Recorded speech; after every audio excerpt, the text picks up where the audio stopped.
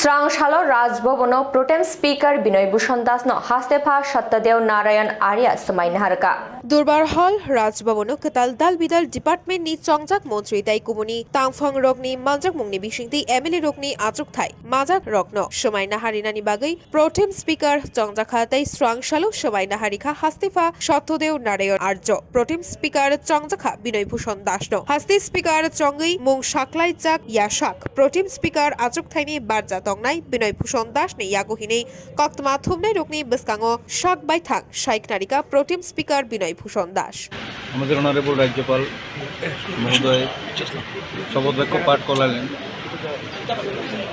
Speaker pro tem হিসাবে আমাকে কাল থেকে আবার শপথ গ্রহণ হবে, শপথ বাক্য পাঠ করাবো। আমি এখানে যারা যারা নির্বাচিত বিধায়করা রয়েছেন তাদের সবাইকে কালকে এবং পরশু দুদিন ডেট ফিক্স করা আছে। आपने वोट टेकिंग लिया है प्रोटेम स्पीकर के हिसाब से, आगे क्या जिम्मेवारी रहेगा आपका? आगे जिम्मेवारी 26 तारीख को हमारा तो इलेक्शन हो जाएगा स्पीकर का, तब तक मेरा ड्यूटी बनता है। और बाद में तो जो स्पीकर बनेगा वो काम करेगा। 26 तारीख तक मैं हूँ, 26 तारीख तक में जब हो जाएगा इलेक्शन स्पीकर का, तब तक मैं तो प्रोटेम स्पीकर के नाते काम जितना है जो आ रहा है सामने वही करूँगा।